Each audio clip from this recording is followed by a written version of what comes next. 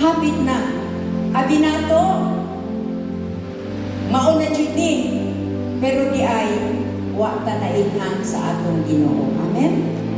Our scripture for today is taken from Matthew 7, verses 21 to 23. What is Jesus telling me?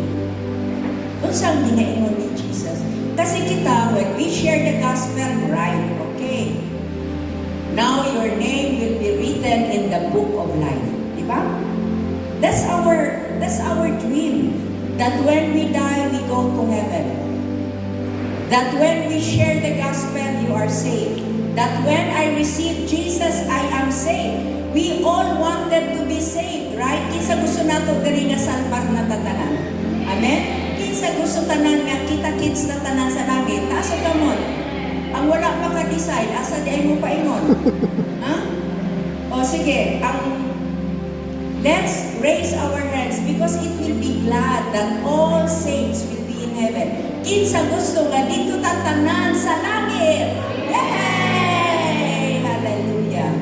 Hallelujah. Muna ang atong, that's our dream, that's our goal. We all want to get to heaven. I recall, no, one time, we were still baby Christian. No, in our walk in Christ, naamantay baby, naatay preschooler, naatay schooler, naatay adult, naatay parents, naatay lola. That's our spiritual maturity. When I received Jesus as my Lord and Savior, I walked in faith. I read His Word, but I still considered my relationship with Him as a baby. Nakaila kaya si Jesus ka lang po? Ha? Ako, wa ko kabalo. Only Jesus knows. Kaya pangutanan nato, kaila ba, Lord Jesus, do you know me? He only knows. But what I know about Him, that I could tell you. Amen? So what is knowing? When we ask Jesus, kaila ka ba kanako? What is knowing? Sa Hebrew, there is a word, nosko. Nosko is what we call knowing. Pag ingon nato know, it's not only in the mind. It's a relationship. Anak mo. This is close. Knowing when Jesus knows you, this is that close. Very, very close. When I know Jesus, I know Him very, very close.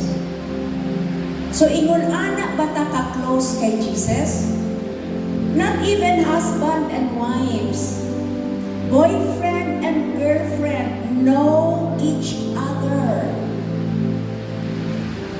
There are so much in your life daghan kay sa atong kinabuhi hangtod karon atong na gitaguan sa atong bana o sa atong asawa. Even boyfriends and girlfriends, you do not know Him, nor does He knows you. Nothing.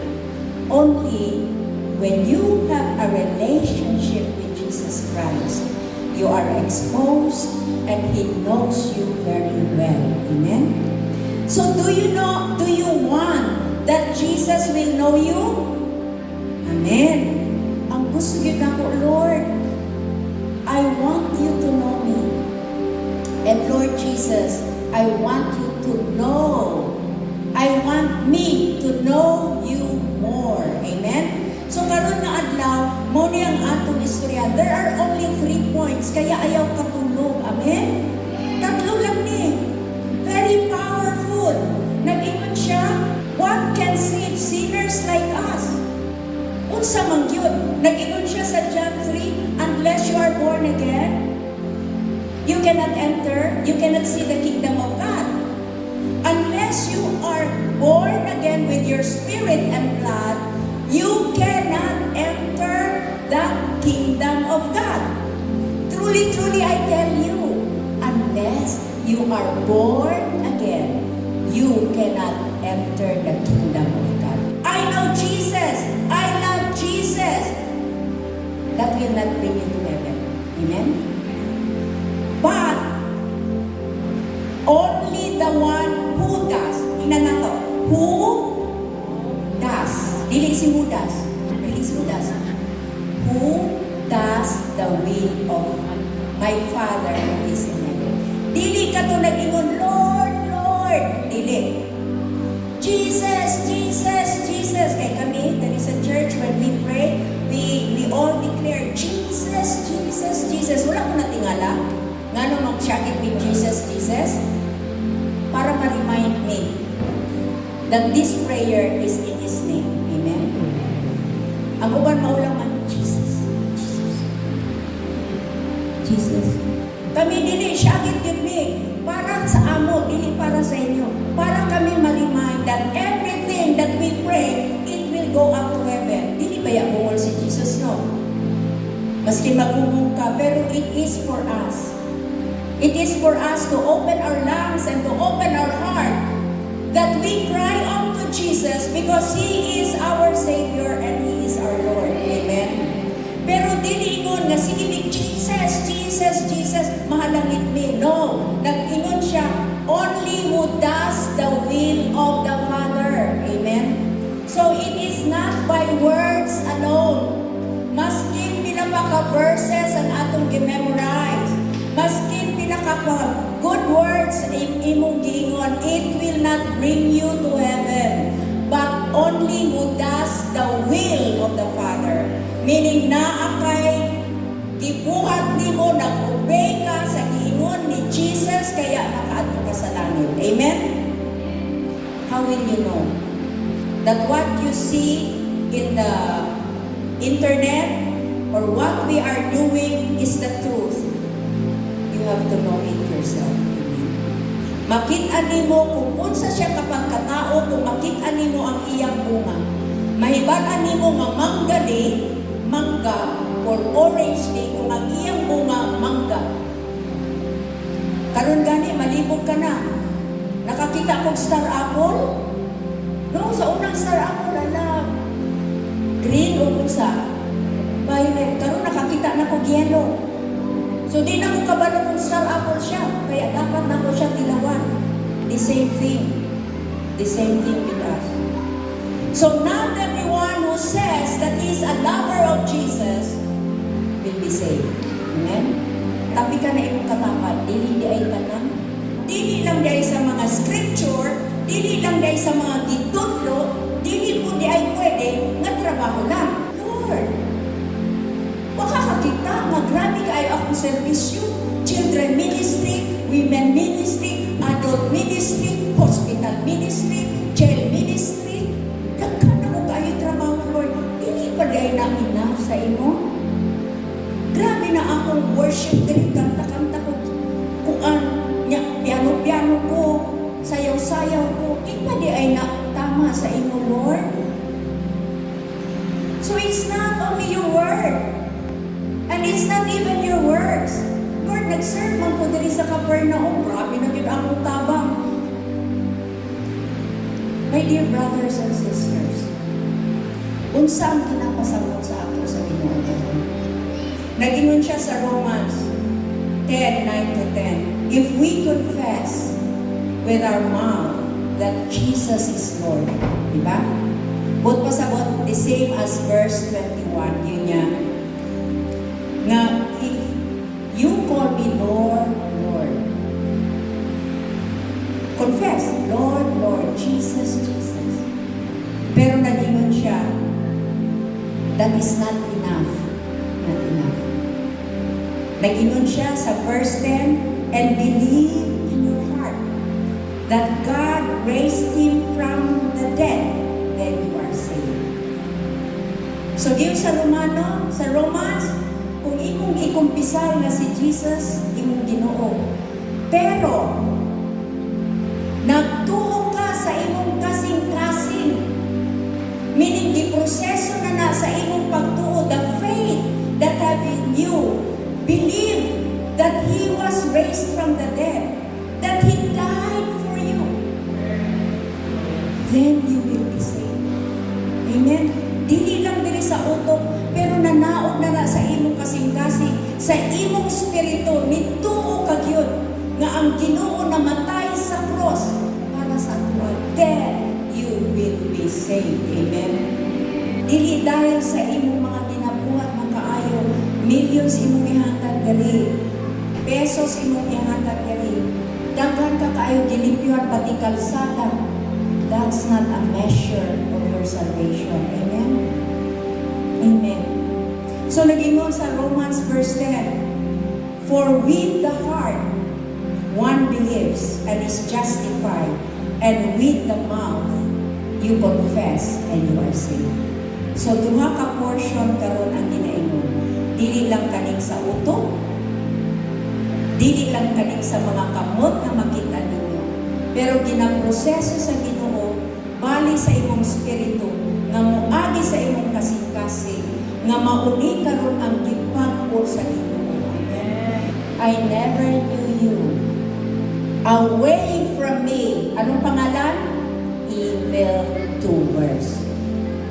Wa ko kailan nimo pahawa diha. Kay didto pa sa imong amahan nga ang yawa. Amen. That is coming. But I pray that today, what can sinners like us do? Unsaon nato ni? Unsaon nato nga dili day ang atong mga works, dili day ang atong mga works, but only the Christ blood and righteousness. Only Jesus Christ. Naging siya, I am the way, the truth, and the life. And the gate to heaven is narrow. The way to heaven is narrow. Kitid kaayo. But the way to the hell is so wide. Just imagine yourself walking in a tightrope. Dire-diretso like this. Unya na ay kanal diri. Gamay na kaayo.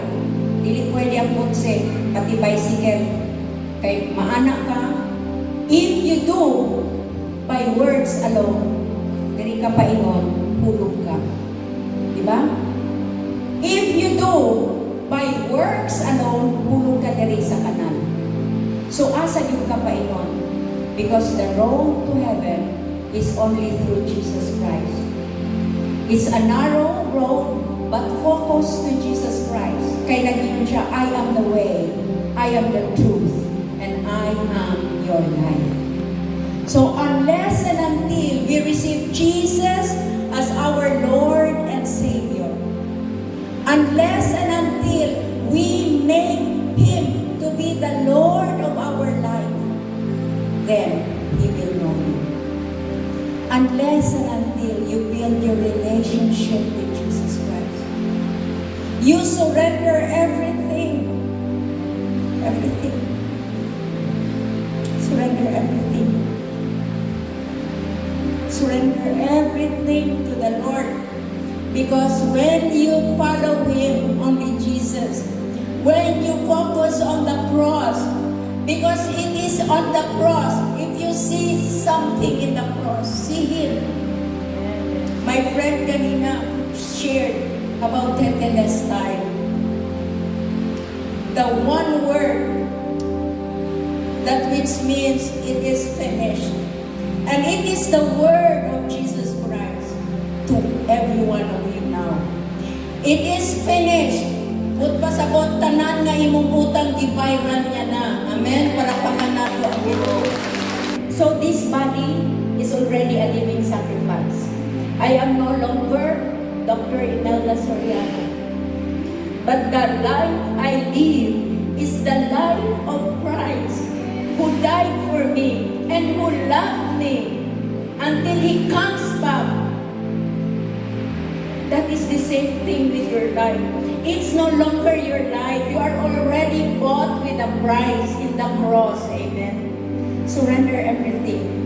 Even if you are sick with cancer or the most deadliest sin, the most deadliest injury, or pinaka-simple nga sipon, Christ died for that sickness already. Amen.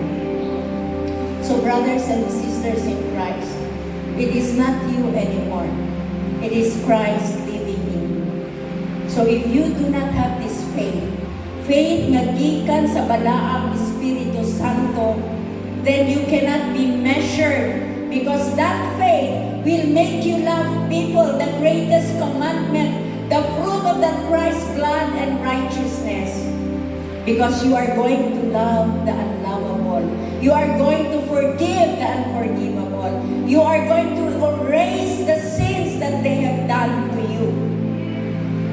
Because that is the finished work of Jesus Christ. Christ wants us to be humble. Christ wants us to be humble. Christ wants us to be broken. Broken. So let's bring Christ the highest, the Alpha and the Omega, and finisher of our faith is only Jesus Christ. Let's give God the glory. Amen. Amen. Amen. But you know what? We are all sinners. His promise is in John, 1 John 1:9. Let's all read. If we confess our sins, He is faithful and just and forgive us our sins and purify us from all unrighteousness. Amen? We are not perfect, we sin. But when we go to God, we confess, we repent, then we are just like brand new. Amen? Hallelujah. Palakpakan